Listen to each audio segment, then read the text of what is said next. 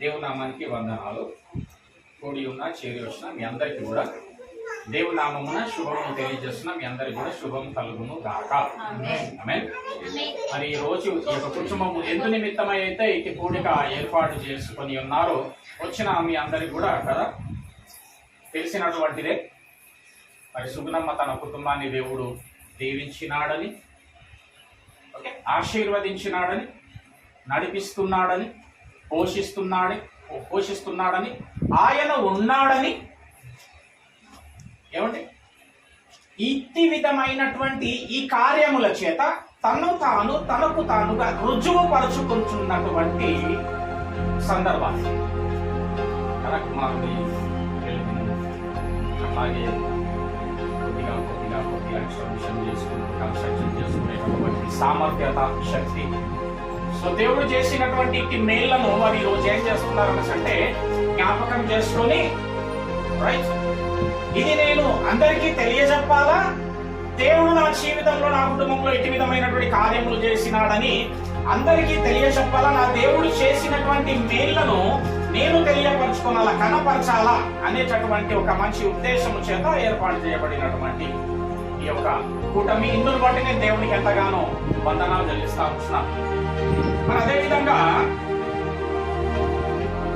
దేవుడు ఎన్నో మేళ్లు చేస్తా ఉన్నాడు. ఇప్పుడు నేను చెప్పినటువంటివి అనేక సందర్భాలలో ఈ కుటుంబంలో అపాయములు కలిగి ఉండవచ్చు, ఆపదలు కలిగి ఉండవచ్చు, అనారోగ్య స్థితి కలిగి ఉండవచ్చు, కొన్ని మార్లు లేని ఆకలి దప్పులు, అప్పుల బాధలు, మానసికమైనటువంటి పరిస్థితులు, ఎన్నో విధములైనటువంటివి వీరి కుటుంబంలో సంభవించి ఉండవచ్చు కదా, సంభవించినాయి. అయినప్పటికీ వాటన్నిటి గుండా దేవుడు నడిపిస్తూ ఈ దినము వరకు కూడా సురక్షితముగా చక్కటి ఆరోగ్యముల చేత సజీవ లెక్కల్లో ఉన్నారు అంటే గల కారణం ఏంటి అంటే దేవుడి యొక్క కృప, దేవుడికి మన ఎందున్నటువంటి ప్రేమ. హల్లెలూయా. ఇప్పుడు చెప్పినటువంటి ఈ లిస్ట్ అంతా కూడా కేవలము ఈ కుటుంబం అందు మాత్రమే జరిగినటువంటివి కాదు అని ఒకసారి నేను జ్ఞాపకం చేస్తా ఉన్నాను. కేవలం ఈ కుటుంబం అంతే ఇట్టి స్థితులు కలిగి ఉన్నవా, ఆపదనే గాని, అనారోగ్యాలే గాని, పడిపోయినప్పుడు లేవనెత్తడమే గాని, ఇట్టి పెళ్లి సందర్భాలే గాని, పుట్టిన సందర్భాలే గాని, ఇల్లు కొనడమే గాని, కట్టడమే గాని, ఈవులు అనుభవించడమే గాని, ఈ ఒకటే కుటుంబానికి చెందినవా, మనందరి కుటుంబాలకు చెందినవా? హల్లెలూయా. ఇటు సందర్భంగా తెలియజేస్తున్నాను ఏంటి అంటే మన అందరి కుటుంబాలలో ఇట్టి విధమైనవి ఎన్నో సంభవిస్తున్నప్పటికీ దేవుడు తన ప్రేమ కృప చొప్పున మనల్ని నడిపిస్తూ అన్నిటి గుండా వెళ్ళడానికి శక్తి సామర్థ్యతలు కలగజేస్తూ దేవుడు ఈ దినము వరకు సజీవ లెక్కల్లో ఉంచినాడు. గల కారణం ఏంటంటే దేవుడికి నీవు మహిమకరముగా బ్రతకాలా, నీ బ్రతుకు, నీ కుటుంబము దేవుడికి సంతోషాన్ని కలగజేయాలా. హల్లెలూయా. ఏమండి, ఒకసారి జ్ఞాపకం చేసుకుందాం. నాకు చేసిన మేలు, నీకు చేసిన మేలు, నీ కుటుంబానికి చేసిన మేలు, వ్యక్తిగతంగా ఉన్నటువంటి ఒక్కొక్కరికి దేవుడు చేసినటువంటి మేలును ఒకసారి జ్ఞాపకం చేసుకొని ఒకసారి ఆలోచన చేద్దాం. నా యందు దేవుడు సంతోషిస్తున్నాడా? ఎవరికి వారంగా నీ యందు దేవుడు సంతోషిస్తున్నాడు అంటావా? ఒక చోట ఒక ఆయన ఎంతైతే సంతోషించినాడు దేవుడు. ఎవరాయన? ఇదిగో ఈయన నా ప్రియ కుమారుడు, ఈయన ఎందు నేను ఆనందిస్తున్నా అనగలుగుతున్నాడా దేవుడు నీ జీవితం విషయంలో, నీ వ్యక్తిగతమైనటువంటి జీవిత విషయంలో? ఇదిగో ఈమె నా ప్రియ కుమార్తె, ఈయన యందు నేను ఆనందించుచున్నాను.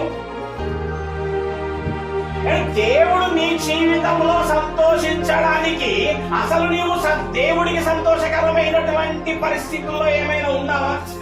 అట్టి క్రియలు, కార్యములు ఏమైనా కలిగి ఉన్నావా?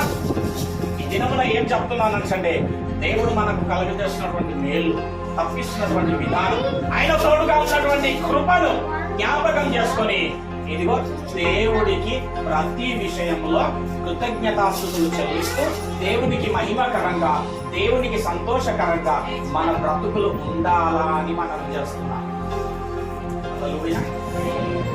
కలగజేసినాడు. అంతా బాగానే ఉంది కాదన్నా, అన్న పరిస్థితి ఏంటి మరి? ఎందుకు నా కుటుంబంలో ఇట్లా? ఎందుకు నా జీవితంలో అట్లా? అన్నిటి గుండా నడిపించిన వాడు, అన్నిటి గుండా తప్పించిన వాడు, ఈ స్థితి ఏంటి, ఈ గతి ఏంటి అని నీకు ప్రశ్న రావచ్చు. ఆ రోజు లాజరు కూడానంట వారితో వచ్చింది దేవుడి దగ్గరికి, ప్రభువా ప్రభువా నీవు ప్రేమించుచున్న వాడికి ఏమొచ్చింది? రోగం వచ్చింది. ఒకసారి చూస్తే పోలా యోహాను సువార్త 11వ అధ్యాయం. యోహాను సువార్త 11వ అధ్యాయం. యోహాను సువార్త 11వ అధ్యాయం 3వ వచనం 4వ వచనం. పిల్లలు అలా చేయదు. అతని అక్క చెల్లెలు, లాజరు అక్క చెల్లెలు ప్రభు దగ్గరకు వచ్చింది. ప్రభు ఇదిగో నీవు ప్రేమించుచున్న వాడికి, మన లాంగ్వేజ్ లో చెప్పబడింది కదా, బాగలేడు అని స్మార్ట్ గా చెప్పబడలే, రోగే ఉన్నాడు. ఎవరికి రోగం వచ్చిందంట? ఎవరా లాజరు? అమ్మా చెప్పండి, ఎవరా లాజరు? దేవుడు ప్రేమించుచున్నవాడు. ఇప్పుడు మనకనిపియాలా దేవుడు ప్రేమిస్తున్నప్పుడు రోగం ఎందుకు వస్తుంది? మన ఉద్దేశాల ప్రకారం దేవుడు ప్రేమిస్తున్నాక రోగం ఎందుకు వస్తుంది? రోగం వస్తుందంటే రోగం చెప్పండి ఒకసారి. చెడ్డోళ్ళకి, ఏమేమో చేసిన వాళ్ళకి మన ఉద్దేశాలండి. నేను ధైర్యపరచడానికి, బలపరచడానికి చెప్తున్నా. రేపు నా స్థితి ఏమై ఉందో, రేపు నీ స్థితి ఏమై ఉంటుందో, ఏ స్థితి ఉన్నా ఆ స్థితిలో దేవుణ్ణి కలిగి ఉండి దేవుని యందు ఆ ప్రయాసము నువ్వు అనుభవిస్తే దేవుడి మాట సెలవిస్తుంది, నా యందు పడిన ప్రయాసము వ్యర్థము కాదు. ఎందుకు వచ్చింది ప్రభు ఆ రోగము? నువ్వు ప్రేమించుచున్నవాడు. ఎందుకు వచ్చిందండి? చదవండి. ఎందుకు వచ్చిందంటే ఏం చెప్తున్నాడు ఆయన?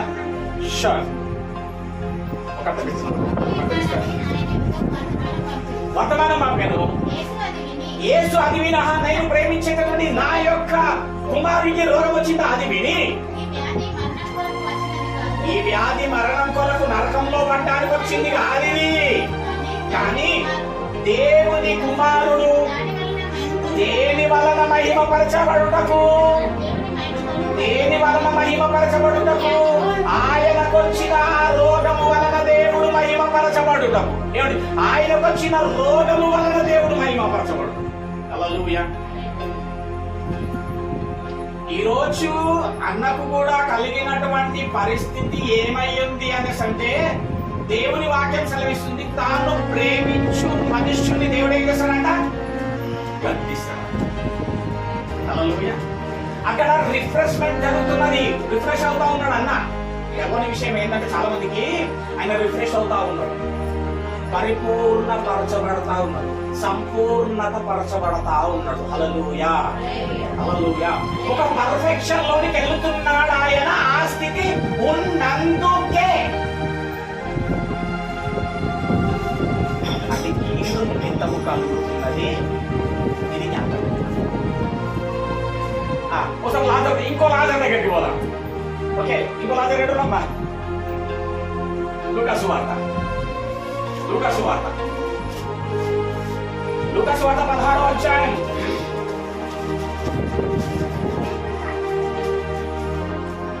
ఇరవై 25వ వచనం.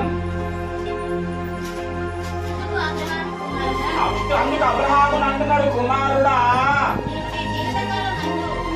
నీవు నీ జీవిత కాలమందు వాడికి ఇష్టమైనట్టు సుఖం అనుభవించిందంట. ఎవరు? ధనవంతుడు. ఇంకా ఇంకేముంది? అలాగుననే లాజరు ఏం అనుభవించిండు? దేవుని స్తోత్రం చెప్పండి. హల్లెలూయా. లాజరు ఏం అనుభవించిండు? కష్టం అనుభవి. ఆ కష్టంలో ఎట్లున్నాడో తెలుసా? దేవుణ్ణి నమ్మిన వాడుగా ఉన్నాడు. వినండి. లాజరు దేవుణ్ణి నమ్మినటువంటి వాడుగా ఉన్నాడు. ఉంటూ ఏమనుభవించిందంటే దేవుని అంత కష్టం అనుభవిస్తున్న కష్టమును కూడా దేవుని అంతే అనుభవిస్తున్నాడు. దేవునికి స్తోత్రం. హల్లెలూయా. ధనవంతుడు ఎట్లున్నాడంట? సుఖం అనుభవించింది. ఇష్టమైనట్లు వీడుంటే కష్టముతో లాజరు ఉన్నాడంట. మరి కష్టముతో దేవుని యందు ఆ ప్రయాసము అనుభవించిన లాజరు ఎక్కడికి పోయిండు? అబ్రహాము రొమ్మున ఆనుకొని ఉన్నాడు. ఇష్టం వచ్చినట్టుగా బ్రతికినాడు. ఎక్కడికి పోయిండు? పాతాళం దగ్గరికి వెళ్ళిపోయాడు. హల్లెలూయా. ఇంకొక మాట చూద్దాం. ఇంకొక మాట ఈ మాట చెప్తున్నా మెసేజ్ ఉంటుంది కదా. ఎందుకు చెప్తున్నాను ఈ మాట? కుటుంబమా దేవుడన్నా ఎందుకు చెప్తున్నా? నీవు ధైర్యంగా ఉండడానికి. నీకేమీ సంభవించడం లేదు, ఏదో సంభవించడం లేదు. దేవుడికి మహిమ వస్తుంది. ఎప్పుడు ఉన్నావు అక్కడ, ఇంటి దగ్గర ఇంట్లోనే ఉన్నావు కనుక ఇంకా ఏమి చెయ్య వీలు లేదు కనుక ప్రభు అనడం తప్ప ఇంకా ఇక ఏముండదు ఇంకా ఆయనకి. దేవుడు మహిమ పొందుతా ఉంటాడు. హల్లెలూయా. ఏమండి చూద్దామండి. ఇంకొక దగ్గర చూద్దాం. 1 కొరింథీ 15వ అధ్యాయం ఇంకో 2 వచనాలు చూస్తూ మన మెసేజ్ ఇంకా ముందు వెళ్తాం. 1 కొరింథీ 15వ అధ్యాయం 58వ వచనం.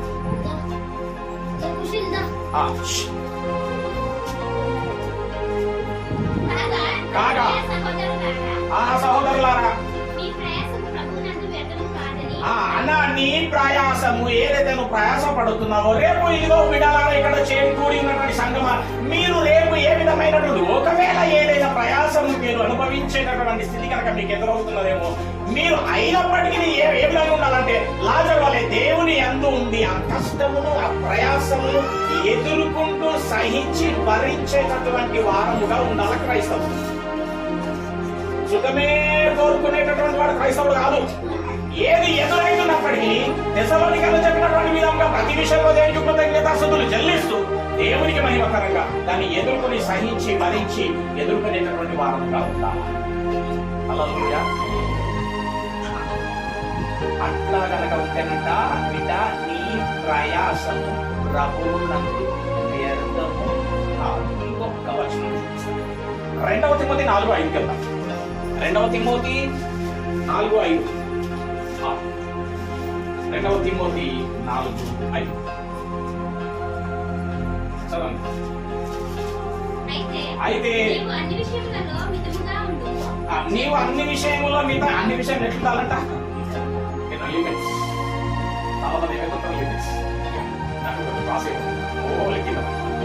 నువ్వు అన్ని విషయంలో మితముగా ఉంటుము. ఏం పడాలా? సుఖపడాలి కదా. అక్కడ సుఖపడాలని రాయాలి కదా అంటున్నా నేను. వాక్యం ఏం చెప్తుంది? శ్రమపడు. కానీ క్రైస్తవునికి ఏం కావాలా? సుఖపడు.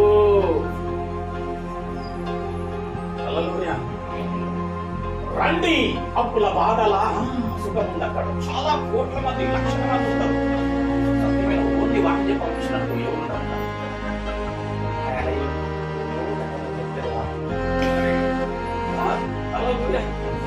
వాక్యమే సమస్తం జీవితం. వాక్యమే దేవుడు. ఆ దేవుడే సత్యము మార్గము. నీకు నిత్య జీవమై ఉన్నాడు. ఇది నడిపిస్తుంది. ఇంకా ఏ కార్యాలు నడిపించవు. ఏమంటున్నాడు అక్కడ? ఏమంటున్నాడు అక్కడ? శ్రమపడును. పక్కలో చెప్పు శ్రమపడను. మరి చెప్పేసిరా? ఓ వండర్ఫుల్, వెరీ గుడ్, సూపర్. దేవుడు అన్నమాట. హల్లెలూయా. శ్రమపడును. అది చెయ్యాలి.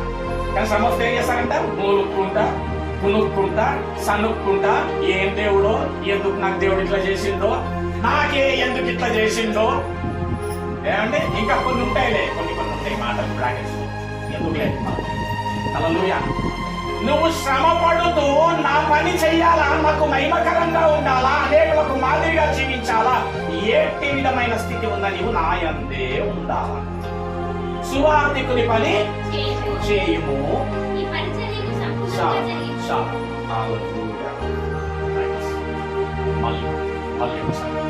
కుటుంబానికి దేవుడు చేసినటువంటి మేలు అనేకలు.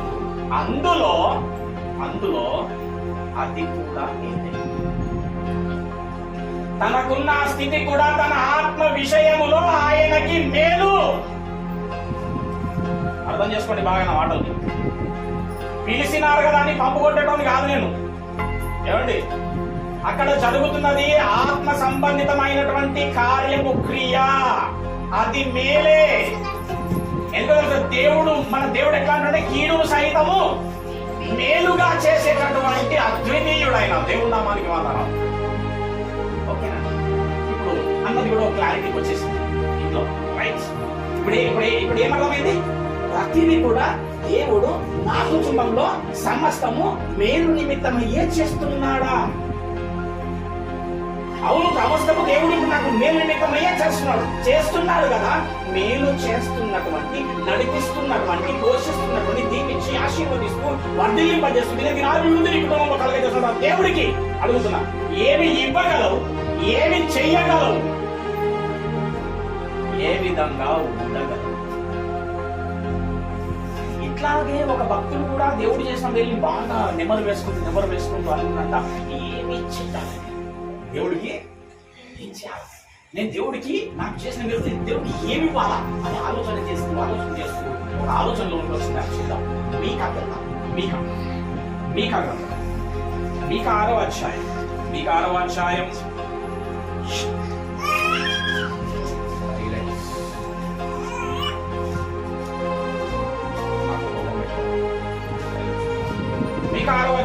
6వ వచనం నుండి మీకు 6వ ఏమి తీసుకొని పోయి నేను, ఏం ఆలోచన అండి అసలు ఇది. ఆదాం కొంచెం ఇక్కడ ఈయనకు చేస్తున్నటువంటి మేలును బట్టి ఈ మనుష్యుడు అనుకుంటే, ఈ భక్తుడు అంటాడు, నేను అసలు ఏమి తీసుకొని పోయి యెహోవాను దర్శించాలి.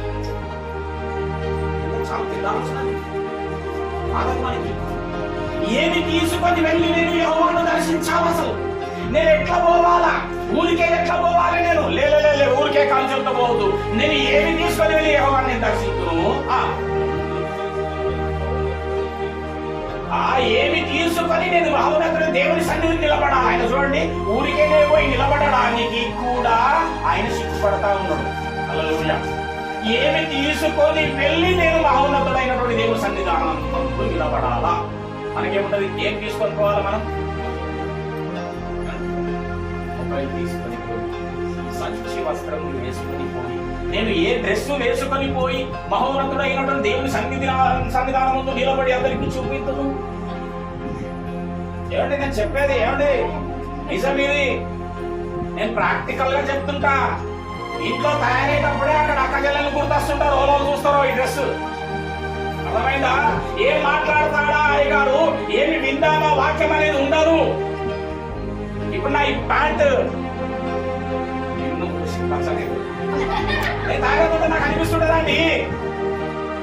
ఈ శారీ ఇప్పుడు ఆ అక్క వచ్చి పచ్చనే పోతుంది. రేట్ కంపల్సరీ అడుగుతుంది సార్. ఈ ఉద్దేశాలతో అక్కడికి పోయి ఏమండి ఆ కూర్చున్న దగ్గర మామూలుగా కూర్చుంటారా? ఫోన్లు తీసి చెప్పాలా, సెల్ఫీలు అక్కడనే, పోస్టింగ్స్ అక్కడనే, చాటింగ్స్ అక్కడనే, పంపించేది 40 నిమిషాలు. ఇలా అట్లా పోయి వచ్చేసి నాలుగు పట్టి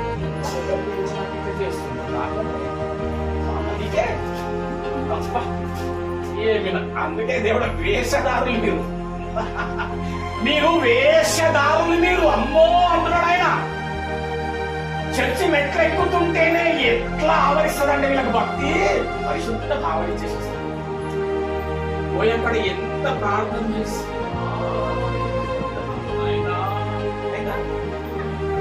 మెట్లు దిగగానే నా సంగతి నీకు తెలియదు, నాకు వస్తాయి మాటలు, చక్కగా ఉండు, నేనేందో చూపిస్తా. మళ్ళీ మెట్లు ఎక్కుతుంటేనే అంటే సినిమా యాక్టర్లు కదా వేషధారులు, స్టేజ్ మీద చేస్తున్నారు కదా వేషధారులు. అసలు మనం కాకూడదు. మనకు లొకేషన్ చర్చ్ అన్నమాట. అడిగి పోగానే ఒక రాగానే మళ్ళా పరిచయం. వీడు షూటింగ్ లొకేషన్ పోగానే ఒక యాక్టింగ్, మీకు ఏది ఇస్తారో ఆ యాక్టింగ్ చేసేస్తారు. వచ్చినాక మళ్ళా పరిచయం. చాలా శుద్ధిగా అన్నాడు దేవుడు. ఏ మొహమాటం లేదు. మీరు వేషధారులు ఎక్కడ నమ్మి సున్నా కొట్టిన సమాధి అంత కుళ్ళు మీ లోపల, కుతంత్రాలు, పగలు, ఈర్షలు, ద్వేషాలు ఏమి తీసుకొని పోవాలా ఈ ఆలోచన చూడండి. శనివారం రోజు ఆలోచిస్తుంది రేపు ఎట్లా పోవాలి మందిరానికి, ఏమి తీసుకొని పోయి నేను దర్శించాలి నా దేవుణ్ణి, నా దేవుడు చేసినటువంటి మేలుకు నేను ఏమి చెయ్యాలా అంటూ కొన్ని ఆలోచనలు వచ్చినాయి ఆయన చూడండి.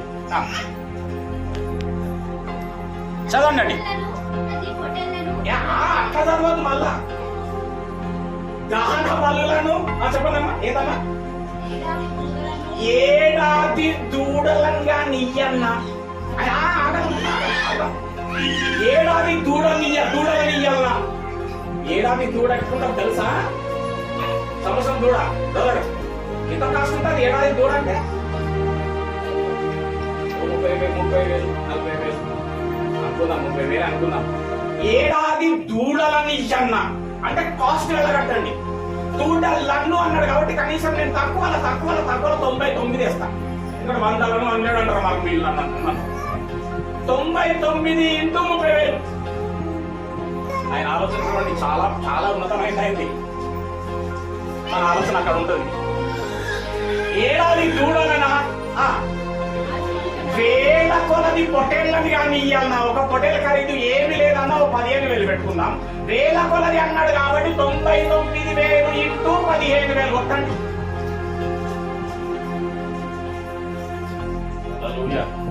ఏం ఆలోచన అండి అయింది? ఏం తీసుకొని పోయి నేను దేవుని దర్శించాలా? ఏడాది దూడల్ని అన్నా, వేల కొలది పొటేళ్ళని అన్నా. ఏం ఆలోచన అండి బాబు? మనము 50 రూపాయలనా, 10 రూపాయలనా, రేపు ఆదివారం ఏమి ఇచ్చి అటెండ్ అయ్యి రావాలా దర్శించి, ఇలాంటి ఆలోచన. ఆ వేల కొలది పొట్టేళ్ళనా, ఇంకా ఇంకా వేలాది నదులంతా విస్తీ నాకు లెక్క కట్టాలి కదా. నాకు తెలిసి ఎవరికి లెక్క కట్టరా? ఏమంట? వేలాది నదులంతా నీళ్ళనా కాదు, ఫస్ట్ నదులు, వేలాది నదులు. ఏమేమి నదులు? గంగా, యమున, కృష్ణ, తుంగభద్ర, పెన్న, గోదావరి, కావేరి. చలో ఇవే తీసుకుందా. ఒక్క నదిలో ఎన్ని సెక్టార్లు నీళ్ళుంటాయి? ఒకటే తీసుకుందాం. వేలాది నదులు. ఒక వాటర్ బాటిల్ ఖరీదు 20. అదే ఒక లీటర్ ఆయిల్ ఖరీదు 200 వేసుకో, 150 వేసుకో. ఒక సముద్రంలో ఎన్ని నీళ్లు ఉంటాయో, ఎన్ని లీటర్లు అంటారో, దాని సెక్టర్లు అంటారో, ఏమంటారో ఇక క్యాలిక్యులేట్ చేయి. ఈ వేలాది నదులంతా విస్తార తైలం తీసుకొని పోయి నేను దర్శించాలా? ఏం తీసుకొని నేను పోవాలిగా దేవుడు ఉన్నడికి? ఇయ్యు మీకు అంటే ఇచ్చేటట్టున్నాడు బాబీ, నా ఉత్తరం మాట్లాడతాడు. ఇయ్యు మీకు అంటే ఇచ్చేటట్టున్నాడు ఈయన. అడుగుతున్నా, దేవుడు నీకు, నీ కుటుంబానికి, నీ గృహంలో, నీ వ్యక్తిగత నీ జీవితంలో దేవుడు చేసిన మేళకి నువ్వేమి ఇస్తావు, నువ్వేమి ఇవ్వాలనుకుంటుంటావు, ఏమి చెయ్యాలి అసలు మనము, ఎలా ఉండాలి అసలు మనము?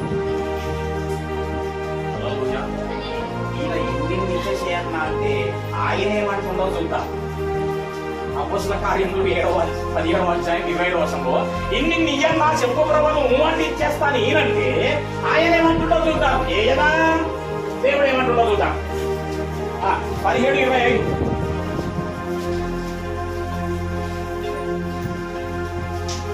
అపోస్తల కార్యములు 7వ అధ్యాయం 25వ వచనం. ఆయన అందరికీ జీవమును ఉపరి సమస్తము దయచేయవాడు. మంచిగా ఆలోచన చేయండి. కనుక నాకేదో కొదువైనట్లు నేను మనుషుల చేతులతో ఇట్లా సేవించడం అంటే నువ్వు తీసుకోవడం అన్నమాట. మనుషుల చేతులతో సేవింపబడు వాడను కాదు. నీక అర్థమైందో కాలేదు? ప్రభా ఏడాది దుడల్ని అన్నా, వేల కొద్ది కుటల్ని అన్నా, వేలాది విశాల తైలుని అన్నా అంటే మీకా నాకేదో నేనే అందరికీ జీవమును ఉపరి సమస్తం ఇచ్చేటోండే నేను. కాబట్టి నాకేదో కొలువైపోయినట్టు నేను మనుషుల చేతులతో సేవింపబడువాడు కాదు. నీక చెప్పండి, బియ్యమా మనుషుల చేతులతో వేసే వాడు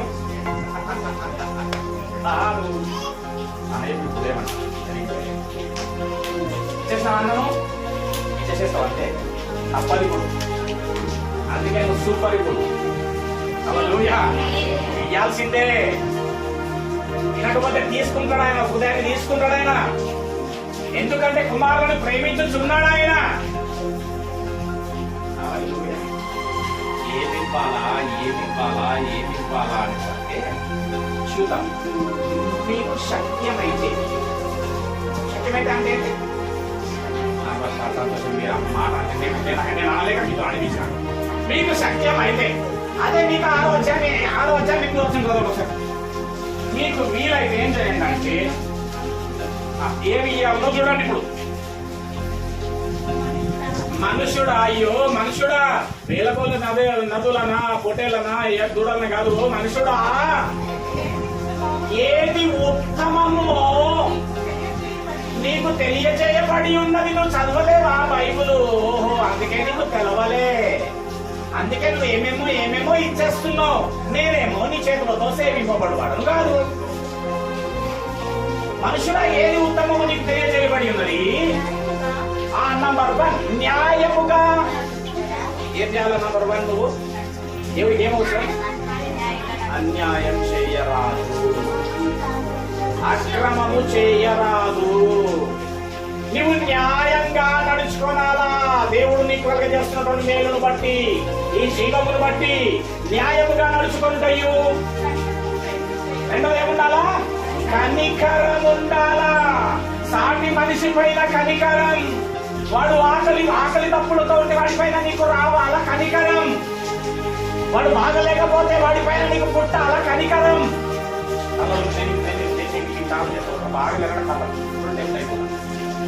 ఫస్ట్ వాళ్ళకి రాసి బాబు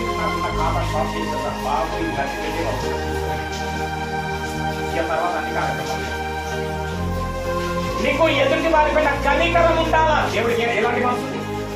కనికరం గలవాడైనా కదా. న్యాయముగా నడుచుకుంటాయు, కనికరమును, దీనమైన మనసు, తగ్గింపు స్వభావము, నీ దేవుని ఎదుట ప్రవర్తించుటయు.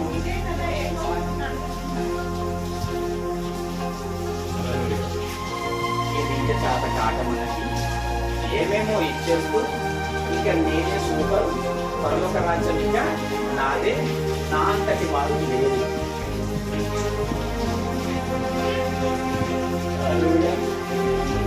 మరి రాజశేఖర్ గారు మరి దేవుడికి చేసిన వేళ్లను బట్టి 6,000 రూపాయలు సమర్పించారు.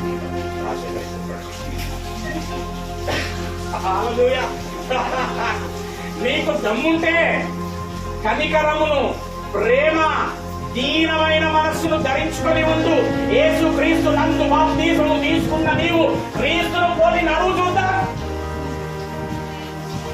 ఇల్లుని హృదయం చూద్దాం, అప్పగించుకొని నువ్వు చూద్దాం. కాదు ప్రభువా, మా వల్ల కాదు. ఏమైనా తీసుకుంటా అంటే చెప్పిస్తాం. నేను మనసులో చెప్పొస్తే ఇంకోటి కాదు.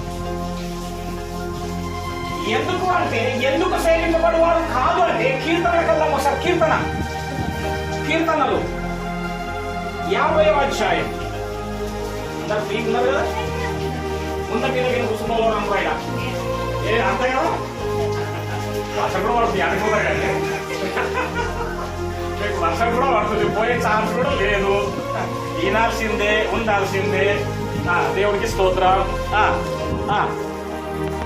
50వ అధ్యాయం కీర్తన 9వ వచనం నుంచి చదవండి అమ్మా. నీ ఇంట నుండి కోడెనైనను, నీ మందలో నుండి పొటేళ్లనైనను నేను తీసుకుందునువా. తెలవక కోస్తానే ఉన్నారు, తెలవక ఇస్తానే ఉన్నారు. అదే దైవికమనుకుంటున్నారు, అదే ఆత్మ సంబంధమైంది అనుకుంటున్నారు. దానికే దేవుడు మెచ్చుతాడు, ఇక దేనికి కాదనుకుంటున్నారు. నేను తీసుకున్నాను, నా దేవుడు అవి స్వీకరించాడు. హల్లెలూయా. తీసుకున్నాను. ఇంకా అడవి, మీకు సంగతి చెప్తుంది ఏంటంటే అడవి మృగాలు అన్నీ 1000 కొండల మీది పశువులన్నీ నావే కదా, నీవేంటి నాకిచ్చేది అని దాని అర్థం. క్లియర్? రైట్. ఇంకా కొండల్లోని పక్షులన్నిటినీ నాకు తెలుసవి. నువ్వు గువ్వల పట్టుకొచ్చిన ప్రభువా, ఇంకేమో పౌరాలు వేసినా కాదు, నాకు అవన్నీ తెలుసు. పక్షాదులు నా వశమై ఉన్నవి, నీవేంటి నాకిచ్చేది అని అర్థం. లోకమును దాని పరిపూర్ణతయు నావే, నీవేంటి మళ్ళీ నాకిచ్చేది. నువ్వేమి ఇయ్యాల నాకు? ఏం కోరుకుంటున్నా? కనికరము, న్యాయముగా నడుచుకొనుటయు, కనికరమును, దీన మనస్సు కలిగి ఉండు. నువ్వు దేవుడికి ఇవ్వాల్సిందేందో తెలుసా బిడ్డ? నీ భాగమై, దేవుడి భాగమై ఉన్న నిన్ను నీవు దేవుడికి సజీవ యాగముగా అప్పగించుకొనాలా. మనం దేవుడి భాగమేనా? తెలుసా మీకు? మనం దేవుడి భాగమై ఉన్నాం. ఏ భాగము తెలుసా దేవుడికి ఇవ్వాల్సింది? నిన్ను నీవు, దేవుడి భాగమైన నిన్ను నీవు దేవుడికి సజీవ యాగముగా సమర్పించుకొనుట దేవుడు నిన్ను గూర్చి కోరుకుంటున్నది. ఇక్కడ ఒక విషయం చెప్తాను. ఇప్పుడు నిన్ను నీవు దేవుడికి అప్పగించుకుంటున్న నీ ప్రాణం అన్నమాట. అంటే నిన్ను నీవు, నీ జీవితం, నీ ప్రాణమును సహితము దేవుడికి అప్పగించుకున్న బద్ధుడవై ఉన్నావు. నేను అడుగుతున్నా, నిన్ను నీవే అప్పగించుకున్నప్పుడు నీ ప్రాణము కంటే విలువైంది ఏదైనా ఉంటుందా ఈ లోకంలో? రైట్. ఇప్పుడు ఇది నేను, నా ఇల్లు, ఓకే, ఇవన్నీ నాకు కలిగిన సమస్తం. నాకు ఏదేది ఉన్నా అన్నీ నా కొన్ని ఉన్నాయి, ప్రాపర్టీస్ కానీ ఇంకా ఏదైనా నన్ను నేనే దేవుడికి అప్పగించుకున్నటువంటి వాడనైనప్పుడు ఇవన్నీ లెక్కలోకి వస్తాయి. ఇంకా అంటే నేనే అప్పగించుకుంటున్నప్పుడు ఇవ్వెంత అంటే నేను, నాకు కలిగిన సమస్తము, నా ధనము, నా బలము అంతా దేవుడి కొరకే ఉపయోగపడాలా అని అర్థం. హల్లెలూయా. క్లియరా? ఏమన్నా అడుగుతారా? ఈ ప్రాణమే దేవుడికి నిన్ను నీవే అప్పగించుకుంటున్నప్పుడు నీ కలిగిన సమస్తం కూడా ఎవరి అవుతాయి? అప్పుడంట అపొస్తలుల కాలంలో ఆస్తులు అమ్మి పరిచారం చేసిర్రంట. దేవునికి స్తోత్రం. వారికి కలిగిన ఆస్తులు అమ్మి. హల్లెలూయా. దేవుడికి ఇవ్వవలసిన ఆ భాగము నిన్ను నీవు దేవుడికి సజీవముగా అప్పగించుకొనడం. ఇట్లానే ఆలనాడు ఇశ్రాయేల్లో కూడా చాలా మేలు చేసినాడండి. అడవిలో పడిపోతా ఉన్నారు. దాహమైందంట, గుణిగిర్రంట, సన్నిగిర్రంట. దాహమైతుంది మోసే. ఏం చేస్తున్నాడు దేవుడు? బండ నుండి నీళ్ళు ఇచ్చినాడా, తృప్తిగా తాగినాడు. తర్వాత పోతా ఉంటే మళ్ళా గుణిగిరి సన్నిగిరట. ఎందుకు? ఆకలైతుంది. నువ్వు ఎందుకు తెచ్చినావు మమ్మలను? అక్కడున్నా బాగుండేది, మాకు ఆ సమాధులే మంచి, అక్కడ సావే మంచిగా ఉంది, మమ్మల్ని ఇక్కడ సమాధి పెట్టడానికి తెచ్చినావా? నాకు ఆకలేదు అంటే దేవుడు ఏమి ఇచ్చింది? వాళ్ళకి మన్నానిచ్చింది. మన్నా తిని బోరు కొట్టి ఏం వాళ్ళు ఉన్నారు? మల్లాలు మాంసం కావాలా. మాంసం దేవుడు తినిపిస్తే కొన్ని రోజులుగా పండ్ల సందులకి వెళ్ళి పోలేమంటారు, తీసుకుంటూ కూర్చుంటాట. వాక్యం ఉండి చెప్తున్నాడు. కొన్ని రోజులాగా పండ్ల, ఎందుకంటే ఉడికంటే గుంజురేమో నేను అనుకుంటున్నా. సగం ఉడికింది, ఆగడాగా గుంజినట్టున్నారు. ఇరుక్కపోతే తీయని కూడా కష్టపడరంట కొన్ని రోజులు. ఇంతగా చేసింది కదా. రైట్. దేవుడు చేసిన మేళ్ళని అనుభవించినారు. దేవుడికి ఏ విధంగా ఉన్నారు వీళ్ళు? ఏ విధంగా ఉన్నారు మరి అనుభవించిన వాళ్ళు? ఇప్పుడు చెప్పిన విధంగా ఇవన్నిట్లో వింటే వీళ్ళు కూడా ఏ విధంగా ఉండి ఉండవచ్చు దేవుడికి? చూస్తే పోలా రోమపత్రిక, రోమ 1వ అధ్యాయం ఎట్లున్నారు చూడండి వాళ్ళు. 21వ వచనం, రోమా 1:21.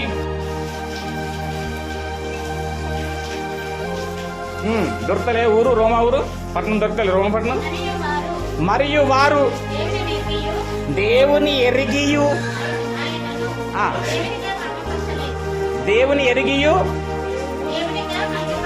మహిమపరచలేదు. చెల్లించను లేదు. ఎట్లు రండి వీళ్ళు దేవుడు చేసిన మేళ్ళని బట్టి గట్లుంటారు.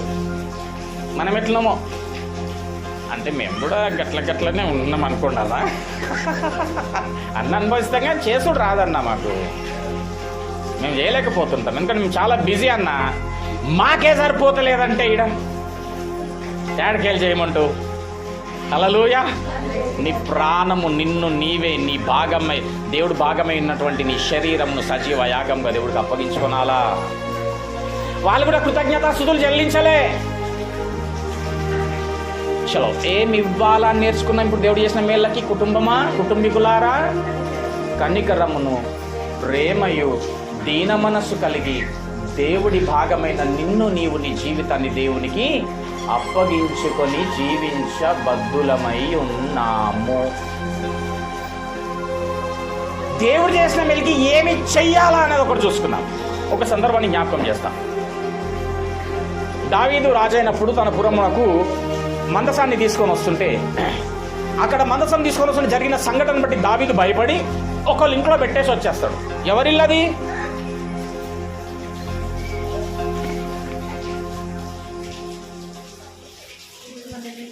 అమ్మా, ఒకళ్ళు ఇంట్లో పెట్టేసి వచ్చేస్తాడు ఆ మందసాన్ని.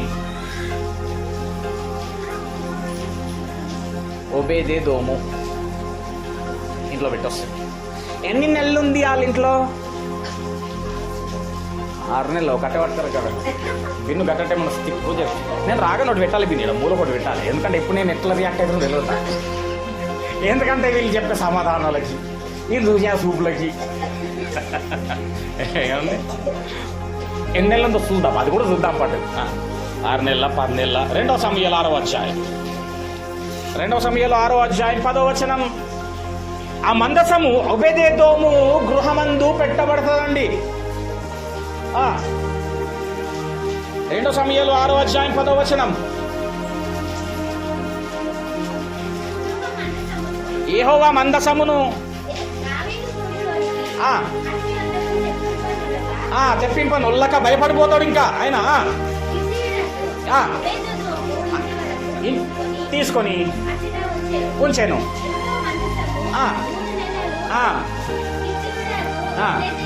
నేను పోయినాక 10 సార్లు చదువుదాని. 3 నెలలు అని చదువు సరేనా. ఎన్ని నెలలు ఉంచబడింది ఓబేదెదోము ఇంట్లో? ఏం ఉంచబడింది? మందసం ఉంచబడిన 3 నెలలు ఓబేదెదోము గృహము కుటుంబము ఏమైంది? బహుగా దీవింపబడింది. దేవునికి స్తోత్రం. అసలు ఈ మందసము ఉన్నందుకు ఎందుకు ఆ కుటుంబం దీవింపబడ్డది కదా? దానికి ముందు ఏం తెలుసుకోవాలి? అసలు మందసంలో ఏమున్నది? 10 ఆజ్ఞలు, మన్నాతో కూడిన పాత్ర, అహరోను చిగురించిన కర్ర. ఏమి ఉన్నది ఆ గృహములో? ఏమి చేర్చబడ్డది అంటే వాక్యము. నీ కుటుంబంలో ఏముండాలా తెలుసా? వాక్యం ఉండాలా. వాక్యానుసారమైన జీవితము కలిగి ఉండాలా. ఆ కుటుంబంలో చేర్చబడింది ఏంటి అంటే, వీరు ఆ కుటుంబంలోకి చేర్చుకున్నది ఏంటంటే వాక్యము. ఉందా వాక్యము? మరి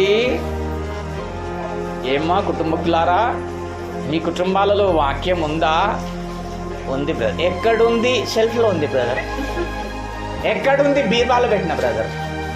ఎక్కడుంది? ఆ వారం నేను ఆ గుడికి తీసుకోవద్దా బ్రదర్. ఎక్కడుంది? మా మంచం మీద మెత్త పక్కకే ఉంటుంది బ్రదర్. మీకు తెలియదా బ్రదర్? అడుగుతున్నా, ఎక్కడ ఉండాల వాక్యం? హృదయములో చెప్పుతాము కానీ చెయ్యము. ఓబేదెదోము కుటుంబము ఆశీర్వదింపబడడానికి గల కారణం ఆ కుటుంబంలో వాక్యము చేర్చబడినది. రెండవది ఏంటంట? అహరోను మన్నాతో కూడిన పాత్ర. ఇట్లాగా వాక్యానుసారంగా జీవించాలంటే ఒకే కుటుంబంలోనంట ఏబేలుకు సంబంధించిన వాళ్ళు ఉంటారంట, కయ్యంకి సంబంధించిన వాళ్ళు ఉంటారంట.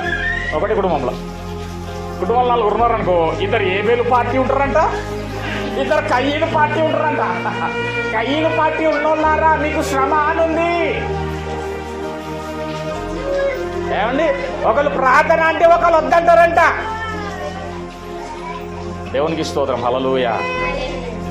తర్వాత రెండోది మన్నాతో కూడినటువంటి పాత్ర. ఈ రెండవది ఎందుకు అంటే మన కుటుంబాలను ఒకప్పుడు పోషకుడు ఆయనే అని తెలియజేయుటకు. మన కుటుంబాల్లో పోషకుడు ఎవరు? దేవుడే నా పోషకుడు అని దేవుడి పైన ఆధారపడి, ప్రభువా నాకు కలిగిన సమస్తము నీదే ప్రభువా, నీ వలననే అనే స్వభావము కలిగి ఉండాలి. హల్లెలూయా. ఏమండి, నీవు అనుభవించేటటువంటి ప్రతిదీ కూడా దేవుడి మూలముగా నీకు కలుగుతుంది. నీ వలన నీకు ఏది కలగడంలే. గాలి కావచ్చు, నీరు కావచ్చు, ఆహారము కావచ్చు, నువ్వు తినే కూరగాయలు కూడా నీకు దేవుడు పెట్టినటువంటి ప్రసాదం. అది చూద్దామా నిజమేనా కదా? కీర్తనలోకి వెళ్దాం ఒకసారి. చలో కీర్తనలోకి వెళ్దాం ఒకసారి. కీర్తన 104వ కీర్తన 14వ వచనం చూద్దాం. కాబట్టి ఒకప్పుడు మా కుటుంబాలకు దేవుడే పోషకుడు ఆయననే అని తెలియజేయడానికి ఎందుకు దానిని గూర్చి చెప్పబడిందంటే, ఈరోజు కుటుంబాలు ఏ విధంగా ఉన్నాయనంటే నా వలన మా వలననే. ఏమంటారంట? నాది నేను కొన్నందుకు, నా కష్టార్జితం,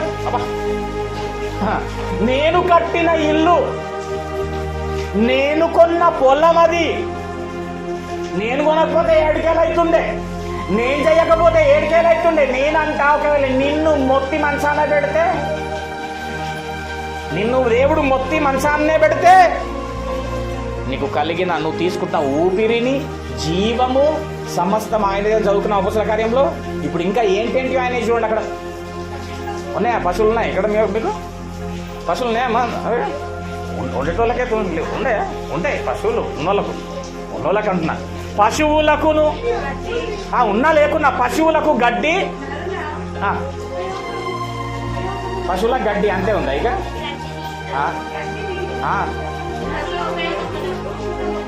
పశువులకు గడ్డిని, నరుల ఉపయోగమునకు ఎమకలు కూర మొక్కలను ఆయనే మొలిపించున్నాడా? ఈయనేమనుకుంటుంటాడు? నేను వండించిన, నేను పొద్దుగాల పోయి నీళ్ళు వాడలేదు తగిలేదు కదా, నా కష్టార్జితం. అది ఏం మాట్లాడుతున్నావు? నేను లేకపోతే ఏడు నీకు ఇదంతా. నేను అంటున్నా బిడ్డ మొత్తి పండు పెడితే ఏం చేస్తుంటివి నువ్వు? నా దేవుడు ఇచ్చిన బలము, నా దేవుడు ఇచ్చిన జ్ఞానం, నా దేవుడు ఇచ్చిన తెలివి వలన నువ్వు అనుభవిస్తున్నావు. అవి కూడా నా దేవుడే. ఉందా అండి అక్కడ క్లియర్? ఇప్పుడు అపోస్తల కార్యంకి వెళ్దాం. అపోస్తల కార్యములు 14వ అధ్యాయం 17వ వచనం. ఇక సాలన్న అంటోళ్ళు ఒకసారి హల్లెలూయా చెప్పండి. హల్లెలూయా. నేను ఓరన్లే వెరీ గుడ్, చాలా సంతోషం. పుసపుస అంటారేమో అనుకున్నా, పెట్టేద్దాం అనుకున్నాను. నేను కూడా తిక్కలేసి అంట కనుక పెట్టేద్దాం అనుకున్నా. ఓకే, 14వ అధ్యాయం 17వ వచనం. ఆయనను, ఆయన అంటే దేవుడు ఆకాశము నుండి ఆహారం. మీరు 4 విధాలు చదివారు అనుకో, నేను అయిపోతీడా. ఆకాశం నుండి వర్షమును ఏమొస్తుంది ఇప్పుడు బయట? ఎందుకు వస్తుంది చూడండి ఇప్పుడు అక్కడ. ఆకాశం నుండి వర్షమును, ఫలవంతములైన ఋతువులను దయచేయచ్చు, ఆహారమును అనుగ్రహించుచు. ఆహారము తింటున్నావా రోజు? ఆహారం ఏ పిల్లలు చేయకంటారా? ఆహారమును అనుగ్రహించుచు ఉల్లాసముతో నీ హృదయములను నింపుచు, మేలు చేయుట చేత అమ్మా తన్ను గూర్చి సాక్ష్యము లేకుండా చెయ్యలేడు. ఆయన ఏం చేసిందండి, ప్రూఫ్ ఏంది అనేటటువంటి ఛాన్స్ లేదు అంటుండు. ఏం చేసింది నా దేవుడు అంటే, పశువులకు సైతం రోజు పాలు తాగుతారా, మార్నింగ్ లేసి టీ కాఫీ పాలు కదా, ఎట్లా ఇస్తున్నాయి తెలుసా, వాటికి గడ్డిని కూడా నా దేవుడే. నువ్వు తినే ప్రతిరోజు కూర మొక్కలు నా దేవుడు కలుగజేస్తుండట చూడు. నువ్వు తినే ఆహారము నా దేవుడు, పడుతున్న వర్షములు ఋతువులు నా దేవుడి వలన. హల్లెలూయా. అదిగో అవును అనడానికి అందులో ఉన్న మన్నాతో కూడిన పాత్ర. నీ కుటుంబం ఏ విధంగా ఉండాలో తెలుసా? నంబర్ 1, వాక్యమును అంగీకరించు వారై వాక్య ప్రకారం నడుస్తూ, నాకు కలిగిన సమస్తము, నేను తినే ఆహారము సహితము, ఆరోగ్యము సహితము, నా పోషకుడు సైతం నా దేవుడే అని దేవుడికి రుణస్థులుగా భయము భక్తి చేత బ్రతుకుచూ ఉండాల. ఇంకా 3వది అహరోను చిగురించిన కర్ర. అంతేనా? ఒకరోజు ఒకనాడు మోషే ఈ అహరోనుల పైన ఒక సమాజం తిరగబడ్డది. మీరేంది నాకు మాట చెప్పేది, మీకు అసలు ఈ అధికారం వాళ్ళు ఇచ్చిండ్రు, మీరు మాకు చెప్పడం ఏంది అని చెప్పి వారిపైన తిరగబడ్డందుకు దేవుడు అహరోనును ఎన్నుకొని ఏర్పాటు చేసుకున్నాడని తెలియజేయుటకు అందరి కర్రలను ఒక్క దగ్గర వేయించి అహరోను కర్రను చిగురింపజేసి చూపించిండు. ఇతనే నాయకుడు, ఈయన మాట వినాల. పాత నిబంధన ప్రకారముగా ప్రధాన యాజకుడు అహరోనైతే, నూతన నిబంధన ప్రకారంగా మన ప్రధాన యాజకుడు యేసు క్రీస్తై ఉన్నాడు. హల్లెలూయా. ఎక్కడ చేర్చబడింది ఇది మందసం? గృహములోకి. ఇప్పుడు దేవుడు చేస్తున్న మేలును బట్టి నీ గృహములో ఏమి చేర్చబడుతుండాలా? ఈ మందసం అనబడేటటువంటి వాక్యము, ఆయన పైన ఆధారపడేటటువంటి జీవితము, రైట్, ఆయన అధికారానికి లోబడువారై ఉండాలి. ఇది కోరుకుంటున్నాడు దేవుడు. ఇది కృతజ్ఞత. ఇట్లా బ్రతకడము దేవునికి కృతజ్ఞతాస్తుతులు చెల్లించుట. స్తోత్రం స్తోత్రం స్తోత్రం, హల్లెలూయా హల్లెలూయా హల్లెలూయా. అది కాదు స్తుతి. అనుకుంటున్నారు అరగంట ఆ విధంగా స్తుతి స్తుతి స్తోత్రం స్తోత్రం స్తోత్రం హల్లెలూయా హల్లెలూయా అనుకొని దేవుని స్తుతించినామని. ఇది స్తుతి. ఆయనను చేర్చుకొనుట, కలిగి ఉండుట, ఆయన అధికారముకు లోబడి ఉండుట స్తుతి. ఎక్కడికి వెళ్ళిందంట ఇది? గృహములోనికి. ఇప్పుడు నీ గృహములో ఏముండాలా? ఏముండాలా? హల్లెలూయా. ఏది గృహము? ఇల్లేది? ఆయన ఇల్లేది? దేవుని ఇల్లేది అమ్మా? హెబ్రీ రాసిన పత్రికలో ఉంటుంది 3వ అధ్యాయం 6వ వచనంలో, మనమే ఆయన ఇల్లు. ఈ ఇంటిలో ఏముండాలా? చెప్పబడిన ఈ మందసముతో కూడినటువంటి వాక్యము, దేవుడి అధికారముకు లోబడి ఉండుట, దేవుడే నా పోషకుడు, సమస్తము నా దేవుడి వలననే అని అంగీకరించి బ్రతుకుట ఉండాలా. ఓకే. ఒకవేళ దేవుడే విడిచిపోతే ఏమవుతుందో తెలుసా? ఒకరోజు ఆ యెరూషలేము మందిరములో నుండి అంట, ఆ యొక్క మందసము పైన ఉన్నటువంటి ఆ దేవుడి యొక్క ప్రభావము ఆ కరుణా పీఠము మీద నుంచి ఆ దేవుడంట వెళ్ళిపోయి ఆ గుమ్మములో నిలబడ్డాడంట వెళ్ళిపోవడానికి. ఏం వదిలిపెడుతున్నాడని తెలుసా? మందిరాన్ని వదిలిపెట్టి వెళ్ళిపోతుంది. ఎందుకో తెలుసా? ఇశ్రాయేలీలు చేస్తున్నటువంటి నీచమైనటువంటి నికృష్టమైనటువంటి అట్టి ఆ క్రియలు, కార్యములను బట్టి దేవుడు ఆ యొక్క మందిరాన్ని విడిచి వెళ్ళిపోతున్నాడు. చూద్దాం ఒకసారి, అది కూడా ఒకసారి చూసి క్లోజ్ చేద్దాం. రైట్. యెహెజ్కేలు 9వ అధ్యాయం 3వ వచనం చూడండి ఒకసారి. ఇట్లా బిడ్డ, ఇట్లా దేవుని ఇట్లా కలిగి ఉండాలి నువ్వు. ఓకే అమ్మా, దేవుణ్ణి ఈ విధంగా కలిగి ఉండాలా. కాదు కూడదు అంటే దేవుడే విడిచిపెడితే, దేవుడే లేకపోతే నీ బ్రతుకులో, నీ కుటుంబంలో ఏమవుతుందో ఇప్పుడు చూడండి ఒకసారి. 3వ అధ్యాయం. ఇశ్రాయేలు దేవుని మహిమ తానున్న ఆ మందసము పైన ఉన్నటువంటి ఆ కరుణాపీఠము పైన ఉన్న ఆయన మహిమ, ఆ కెరూబుల మధ్యలో ఉన్న మహిమ దిగి మందిరపు చూసినావా ఎక్కడికి వచ్చి నిలబడదమ్మా? దేవుని మహిమ ఎక్కడికి వెళ్ళిపోతుంది? మందిరాన్ని విడిచిపెట్టి గుమ్మములోకి వచ్చి నిలబడ్డదంటే ఇంకెళ్ళిపోవడానికి రెడీ. ఎందుకో వారు చేస్తున్నటువంటి తిరుగుబాటు చేస్తున్నటువంటి నీచమైన కార్యములను, క్రియలను బట్టి దేవుడు విడిచి వెళ్ళిపోవడానికి సిద్ధం.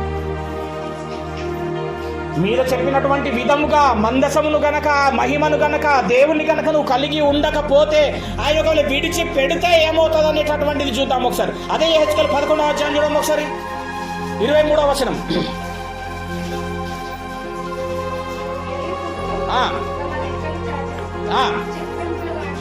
అమ్మా 11వ అధ్యాయం 23వ వచనం. మరియు యెహోవా మహిమ ఏం బడా గుమ్మముకేలు ఏం చేసిందంట? గుమ్మం ఇడిచిపోయింది, అయిపోయింది. మందిరాన్ని ఇచ్చింది, ఓకే అమ్మ వినండి. గుమ్మం మీద దగ్గర నిలబడింది, ఆ గుమ్మము కూడా దాటిపోయింది. ఎక్కడికి పోయింది ఇప్పుడు? పట్టణము నుండి పైకి ఎక్కి పట్టణపు తూర్పు దిశనున్న బస్ కథం వదిలేసింది. ఏం వదిలిపెట్టిండు దేవుడు? దేవుడు మహిమ దేవుడు దేని వదిలిపెట్టిండు?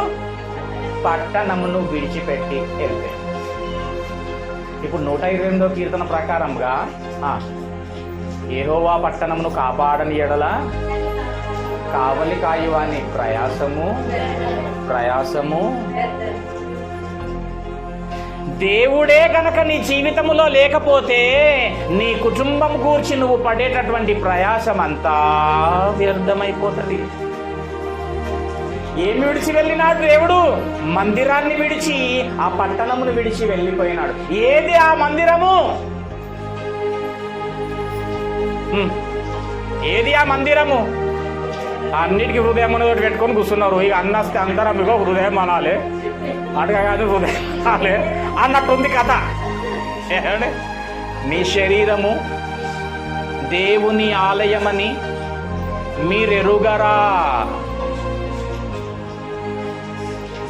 హల్లెలూయా. ఏది ఆలయం? శరీరం. ఇందులో ఏముండాలా? మహిమ. హల్లెలూయా. నా శరీరమును, నా మందిరమును ఎవడైనా పాడు చేస్తే నేను వాణ్ణి పాడు చేస్తా, విడిచి వెళ్ళిపోతా. ఒకవేళ వెళ్ళిపోతే వాడి జీవితం, వాడి కుటుంబం అనే ఆ పట్టణం, ఆ సంఘము ఏమీ చెయ్యలేదు. హల్లెలూయా. హెచ్చరిక ఏంటి అంటే, మన కుటుంబాలందరి కుటుంబాలలో దేవుడు చేస్తున్న మేలును బట్టి నంబర్ 1, దేవుడి భాగము అయినటువంటి మనముగా దేవునికి సజీవ యాగముగా అప్పగించుకొనుట. నంబర్ 2, న్యాయముగా నడుచుకొనుట. కనికరము, ప్రేమ ఏం చేస్తుందంట? అన్నిటినీ జయిస్తుందంట, సమస్త దోషములను కప్పివేస్తుందంట. హల్లెలూయా. నంబర్ 3, దేవుని మందసము, మహిమను కలిగి ఉండాల. అదే వాక్యము. అవునా? దేవుడే నా పోషకుడు, నాకు ఇదంతా కూడా నా దేవుడి మూలంగా, ప్రభువా నీకు స్తోత్రం అని అధికారి అయినటువంటి ఆ ప్రధాన యాజకుడి అధికారముకు లోబడి బ్రతకాలి. నంబర్ 4, నీ గృహములో ఇవి ఉండాలి. నంబర్ 4, ఆయన మందిరమైన ఈ శరీరములో ఆయనను కలిగి జీవించాలి. ఇట్లా జీవించేటటువంటి వారెవరైతే ఉంటారో వారి పిల్లలని దేవుడే చూసుకుంటాడు. హల్లెలూయా. అలా పిల్లల్ని దేవుడే చూసుకుంటాడండి. ఏంటి దేవుడు మనలో ఉంటాడా? ఎఫెసీయులకు రాసిన పత్రిక 2వ అధ్యాయం 22వ వచనం చూడండి ఒకసారి. ఆయన ఎక్కడ ఉంటాడో చూస్తాడు. అమ్మ ఇప్పుడు నువ్వు ఎక్కడున్నావు సుగుణమ్మ? అమ్మ నువ్వు ఎక్కడున్నావు? ఇంట్లో. ఏమంటది? నివాస స్థలం. అమ్మ నివాసించే స్థలం. అవునా? మన అందరికి నివాస స్థలాలు ఉన్నాయి ఇక్కడ. ఇప్పుడు నేను కూడా ఇది కాదు, నా నివాస స్థలం పోవాలా, అంతేనా? నేను ఉండాల్సింది అక్కడే ఉంటా కూడా. ఈయన ఎక్కడ ఉన్నాడు? 22వ వచనం, 2వ అధ్యాయం 22వ వచనం, ఎఫెసీయులకు రాసిన పత్రిక.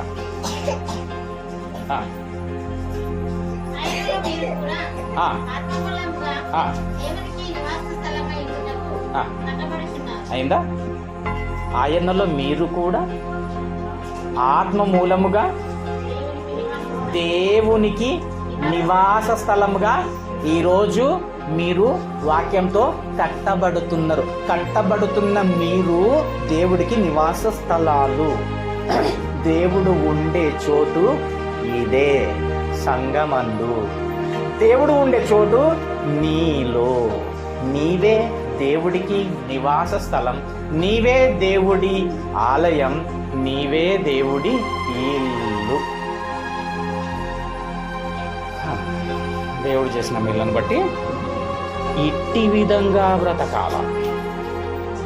నీ హృదయాన్ని, నీ జీవితాన్ని దేవుడికి అప్పగించుకొని బ్రతకవలసిన వారమై ఉన్నాము.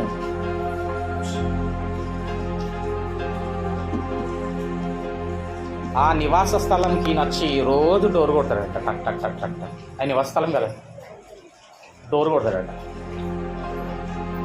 అమ్మా అంటే వినిపించుకోమంట, ఎందుకంటే ఇక్కడ ఫుల్ బిజీ ఉంటాం. ఎవడైతే తీస్తాడో వాడితో నేను కలిసి ఏం చేస్తా, వాడిని ఏం చేస్తా, నా సింహాసనం మందు కూర్చుండబెట్టి. ఎన్నుకున్న వాళ్ళు వెయ్యండి అమ్మ, తప్పున వెయ్యాలి. అట్లా వీడు ఏదో చదువుకుంటాడు వాటి. అర్థమైందమ్మా? నీ హృదయము తట్టుతున్నప్పుడు, తట్టుతున్నాడు అంటే దేవుడు ఎక్కడున్నాడు అన్నట్టు.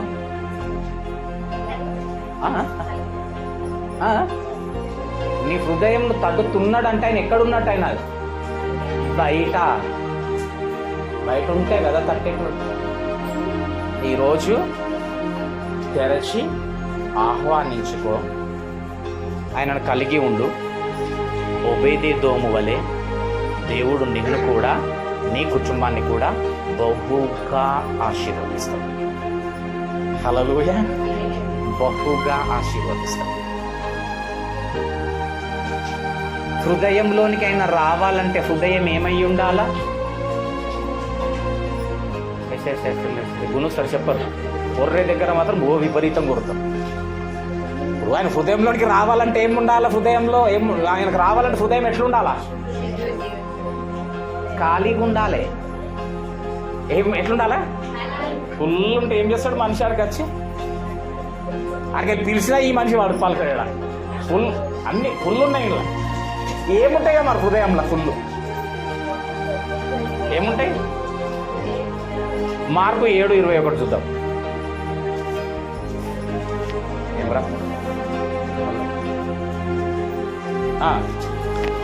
మార్కు 7:21లో హృదయంలో ఏమేమి ఉంటాయో చూద్దాం.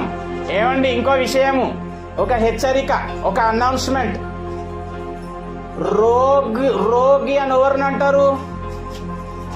క్యాన్సర్లు, బూన్సర్లు, తూన్సర్లు, రైట్?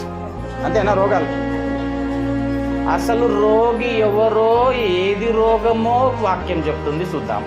ఇది చెప్పినాక ఇక్కడ నేను రోగులు ఉంటే చేయలేపాలి. మరి ఇక చదవండి. లోపల నుండి అనగా చాలా క్లారిటీగా ఇచ్చిండు.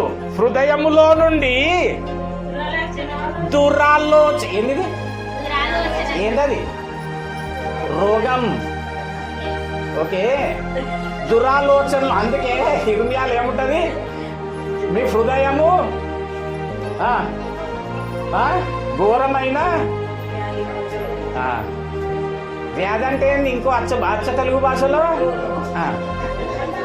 ఎందుకు హృదయం రోగం కలదో? ఇప్పుడు ఇవి ఉన్నాయి రోగాలు.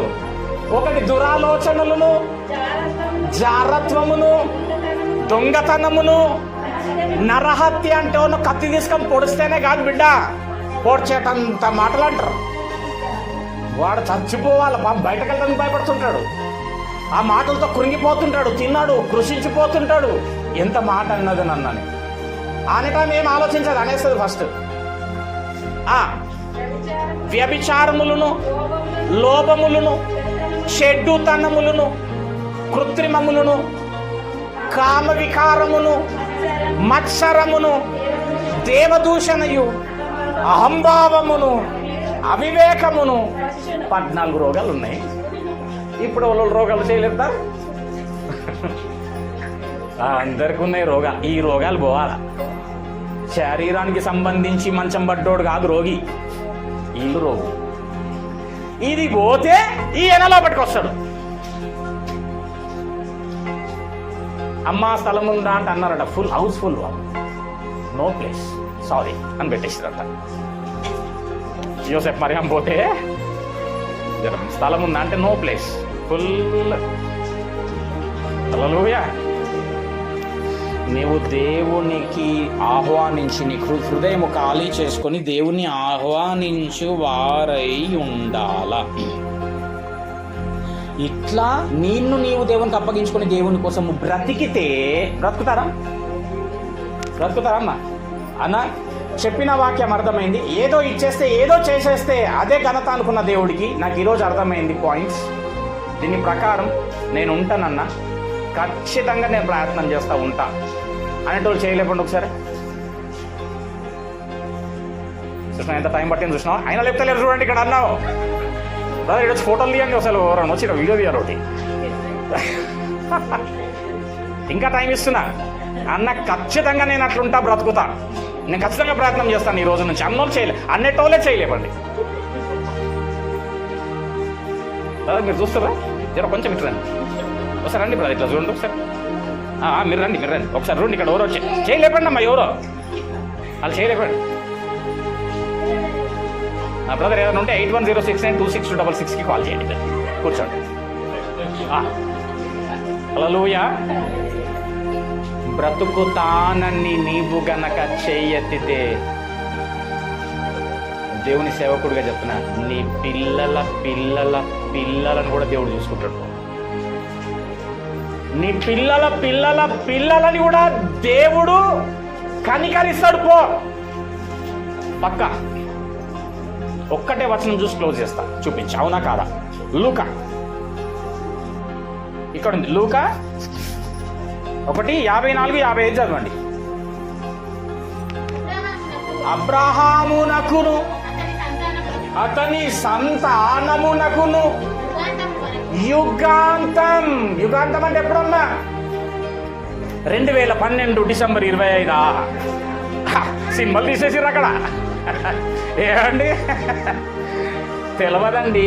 మనుషులు ఏది ఎరుగకుండినను విస్తారముగా మాట్లాడతారంట, ప్రసంగిలో ఉంది. తెలియదు కానీ కుసను షోలు ఇస్తుంటారు అక్కడ.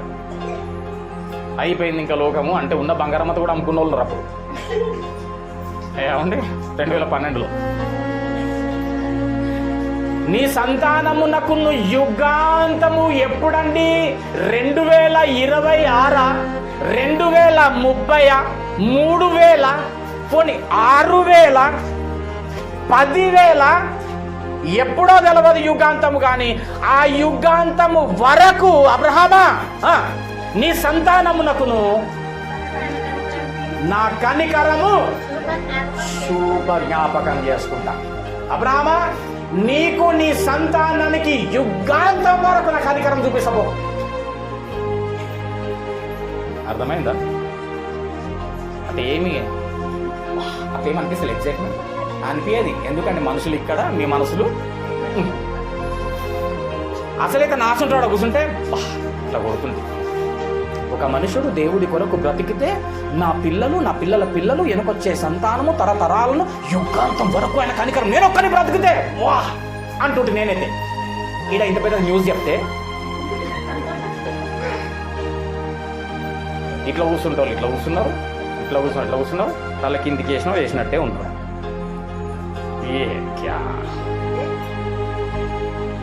ఏదో అర్థమే కాని అయోమయ స్థితి సంగమందు.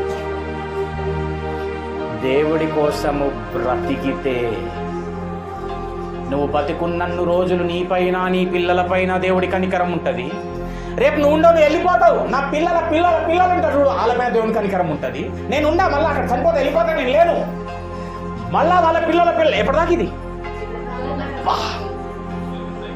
అబ్బా అని ఎట్లా బ్రతకాలన్నా ఇప్పటిదాకా చెప్పిన మెసేజ్. నువ్వు అట్లా తీర్మానం తీసుకో, అట్లా నువ్వు నిర్ణయించుకో, నువ్వు అట్లా నిలబడి అట్లా బ్రతుకు దేవుడి కోసం. నువ్వు ఉన్నన్ని రోజులు నీ పైన నీ పిల్లల పైన దేవుడి కనికరం, పిల్లల పైన దేవుడి కనికరం. నువ్వు రేపు వెళ్ళిపోతావు, ఆ పిల్లల పైన యుగా. హల్లెలూయా. ఇట్టి కృపా కనికరము మనందరికీ ఉండును గాక, మనం అట్టి విధంగా జీవింతుము గాక. అవు ఇప్పుడు ఎందుకంటారు రామేనని? చేతెత్తని లేరు ఎత్తమంటే ఇప్పుడు ఆమెనబడుతుంది. దేవుడి కొద్ది వాక్యమును మన ఆత్మని మీద దీవించి ఆశీర్వదించును గాక.